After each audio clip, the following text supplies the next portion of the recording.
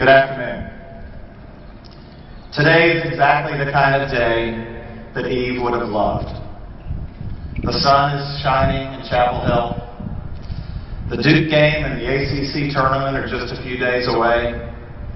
And a whole lot of her fellow Tar Heels are gathered here to recommit ourselves to helping others. Today is a day to celebrate the special person that Eve was, and to recognize the engagement and outreach efforts she inspired so many of us to undertake.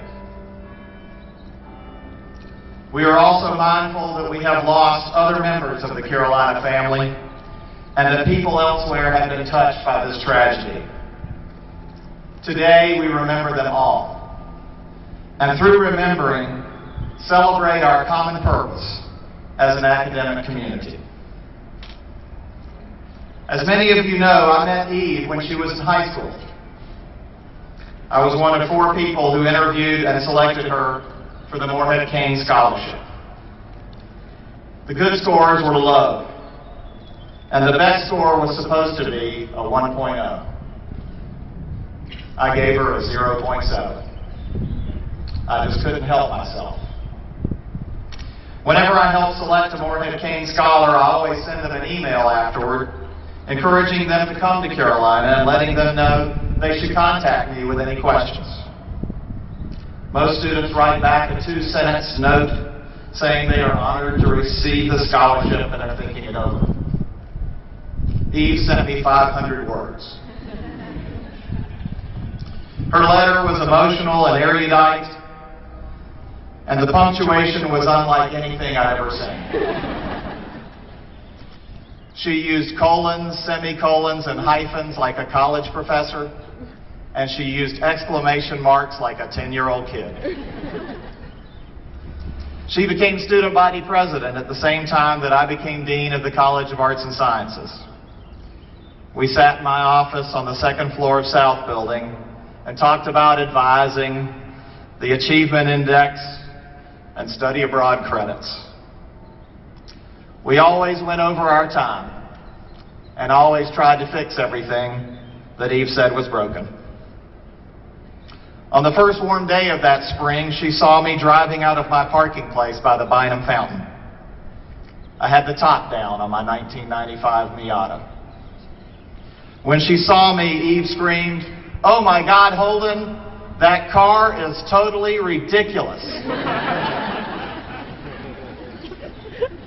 I think that meant she liked it. Last year, Eve sat behind me at the Smith Center.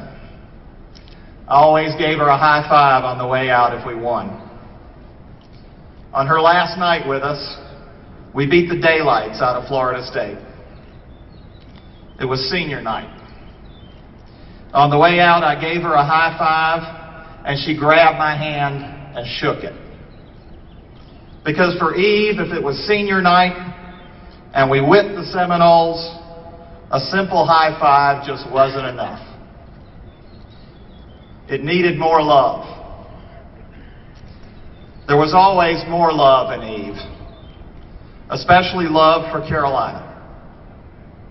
The 500-word email she sent me in 2004 was a commercial for our university. She hadn't even been to school here yet.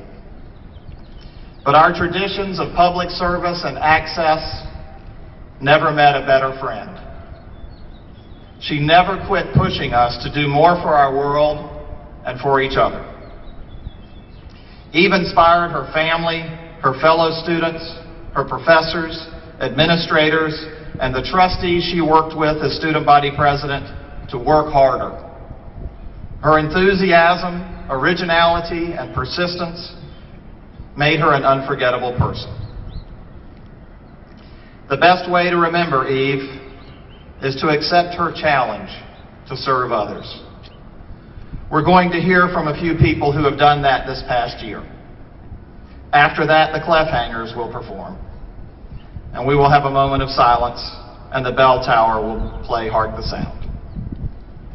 I'd now like to introduce Winston Crisp, Assistant Vice Chancellor for Student Affairs, who will introduce some special remembrances that were recorded for today.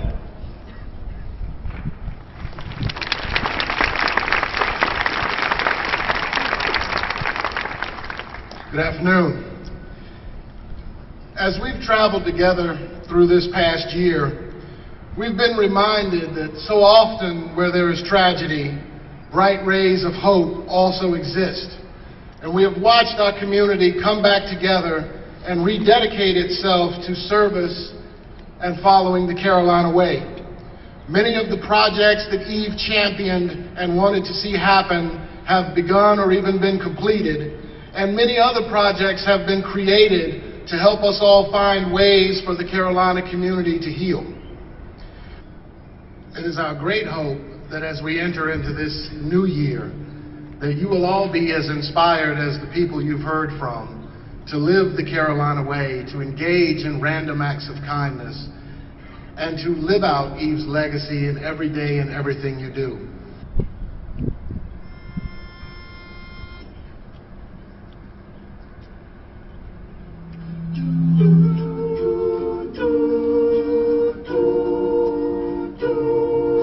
In my mind, I'm going to Carolina. Can't you see the sunshine? And can't you just feel the moonshine?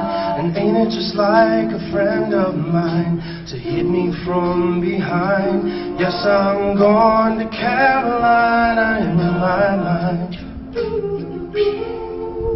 Carrying cheese, a silver sun, you best walk her away and watch her shining. Watch her watch the morning come.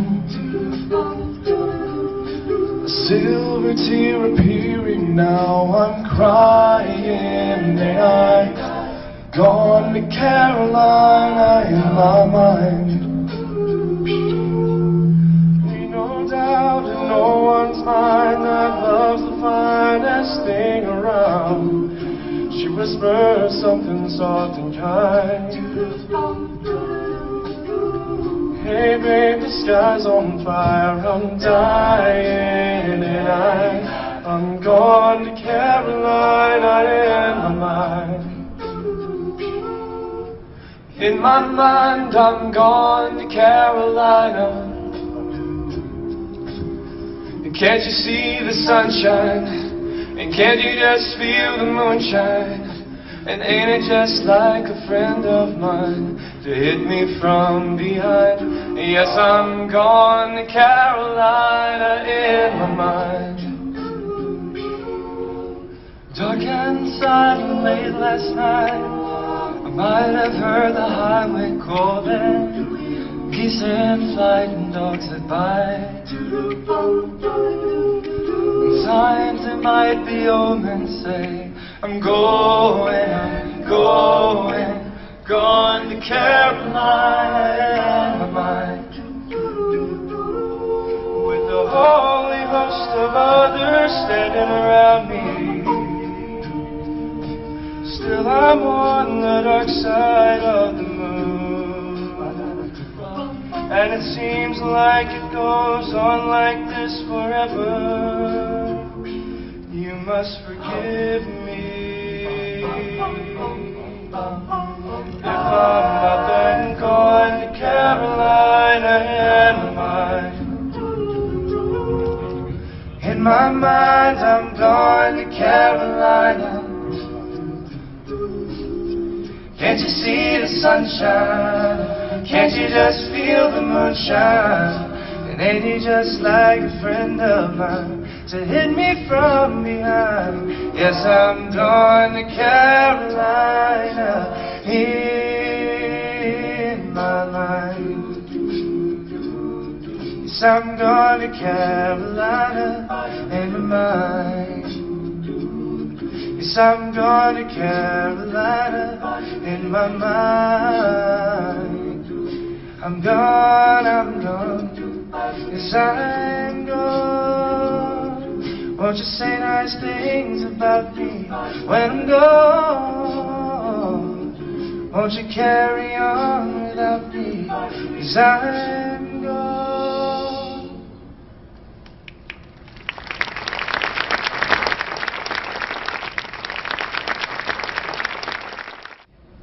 like to have a moment of silence, and then the bell tower will play Hark the Sound.